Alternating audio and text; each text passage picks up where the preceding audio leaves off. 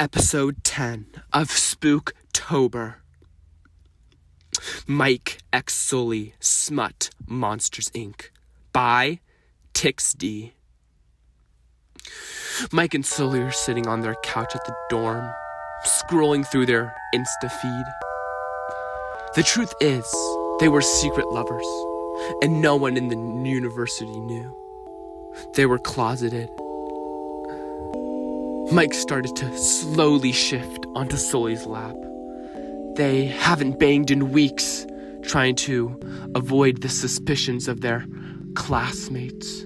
But now, Mike was fully situated on Sully's lap and gave him a lustful stare. What are you doing, Mike?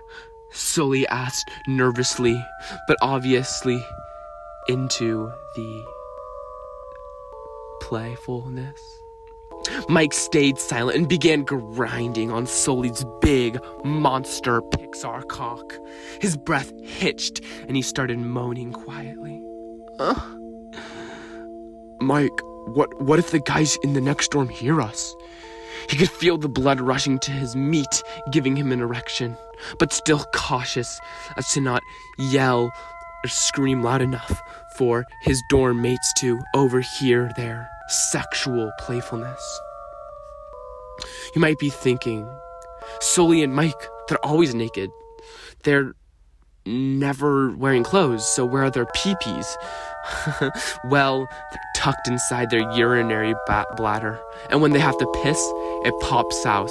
Same thing happens when they're aroused, kind of like how dogs and other animals do it. Anyways, Sully's penis pops out of his bladder. He has a huge furry monster boner. Now this isn't just any boner. This boner has blue fur and purple spots, just like the rest of him, as long with dragon scales, and it looked just like a dragon polka dot dildo. On the other hand, Mike's pee-pee is barely thin and squirmy. With both penises erect, Mike pumped 3 squirts of lube onto his penne pasta and lathered it on. They like everything to be nice and slippery.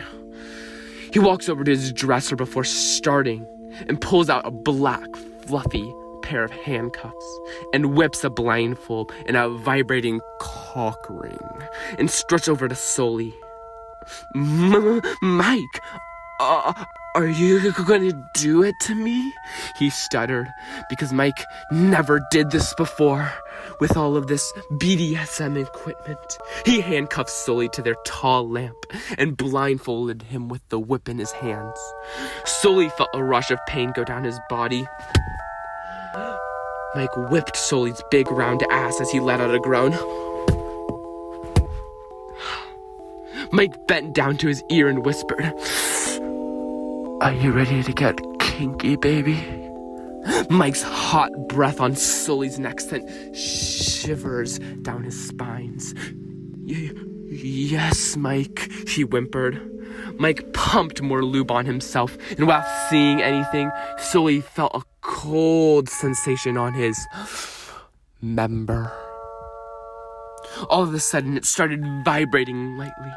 Mike smirked and then pounded his hard shaft into Sully's swollen monster ass. Mike! Sully gasped. He started thrusting in and out, going further with every thrust. Sully, your shithole is so tight. Mike said it with an Italian accent. Sully roared with pain and pleasure as he got his ass pounded and whipped throughout the night. Mike gasped. Sully's cock ring turned into medium vibrations. Mike started going full speed, grinding into Sully's anuses. Mike, faster! Sully moaned out of breath. Yeah? Mike was going to burst. Nani? He said in an anime accent. He flipped the cock ring to high mode and Sully screamed. Mike jizzed in my intestines, oh yeah! Mike bursted into Sully the same time he squirted all over the couch. Mike slid out of him as his seed dropped down his ass cheeks. He took the ring, blindfold, and handcuffs off of Sully, and they said their prayers before heading to bed. Te amo, Mike. I love you too. And off they went to sleep. The next morning, they woke up to a knock and opened it to see who it was. Randall the Salamander? Hello, boys. He said. Did you know that the whole university heard you last night? He smirked. Mike and Sully looked at each other, embarrassed, and blushed. Mike said, and then slammed the door on Randall. Mike and Sully felt ashamed. They regret being so loud. And people last night, they tried not to think about it much. Ha ha, gay, you're gay, ha ha, funny. People would bully them for what they did and yell and scream in the halls. Ooh, ooh, Mike they mimicked Sullied. But one group of monsters at the school were acting a little off. George Sanderson, Celia May, Terry and Terry were being pretty quiet lately. Hey, guys. George whispered to Mike and Sully. Oh, hi, George. What's up?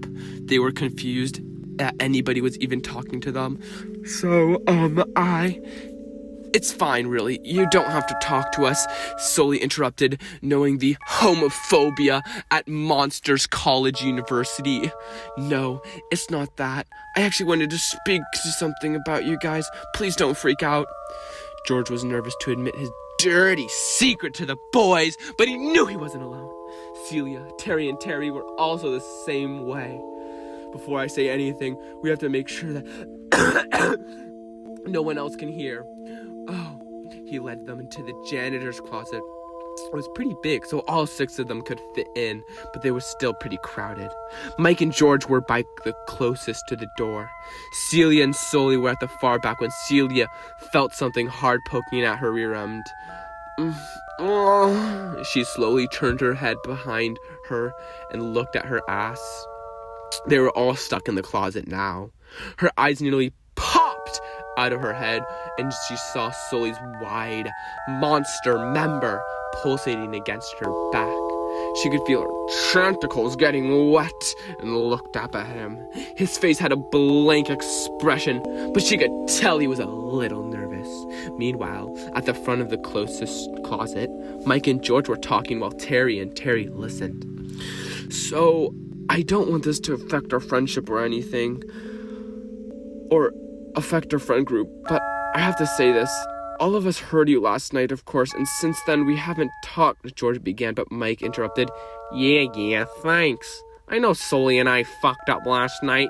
You don't have to make us feel worse. Mike was feeling flustered, knowing all of his friends are thinking about the boys' secret relationship. No, please let me finish. I was saying we heard you, and we were all in our dorms and, well, we all got throbbing boners listening to your moans and screams. Huh? Buh? You liked what? Even Sully at the back of the closet could hear, and was baffled. Is George saying that he liked the sounds of our moans?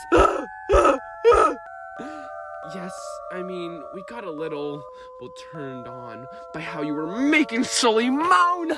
All of us were. Stroking and rubbing our clitoris. Terry and Terry stepped forward to say. Mike's cheeks turned bright red. He felt somewhat proud of how he made Sully feel and how impressed his friends were. Oh gosh, golly guys, I didn't know you felt that way. What do you want to do about it? He knew where this was going, and he knew all 6 of them were going to get a night full of pleasure. But Sully in the back was still shocked at their royals. So Mike, George shifted closer to them. All of us have a little plan. He bent down to the crook of Miles's neck and teased him with his breath. He whispered, and we want you and Sully to meet us in our dorm tonight at 10 p.m. sharp. Baby, I love you, baby. I love you, baby. Meet us at 10 p.m. He went back up and peered down at Mike's wide eye and half-open jaw and smirked. Terry and George opened the college and walked out like nothing happened. Celia was distracted by Sully, but she eventually noticed that they were gone and followed along with them, leaving a string of her wet tentacle lube and Sully's pre-cum behind her. The two boys slowly turned each other in shock and then snickered together. Well, Sully, Mike began, you better be prepared to destroy some tentacle pussy tonight. They suddenly burst out in laughter and walked out of the closet, heading to the class. All six of them obviously couldn't get their minds off of tonight. They were all craving the feeling of pleasure in each other. Monster orgy! After the school day, the boys rushed to their dorm to get ready. They washed their dicks like good Italian meatballs and walked. Mike even brought some of his special toys, like his horse dildo, his ball gag, and he couldn't forget his vanilla-scented lube. They chill at their place for a while until the time comes. Get it? Come. It's 9:30 p.m. and they have to start heading over, so they gather their toys and they're ready to fuck. The end.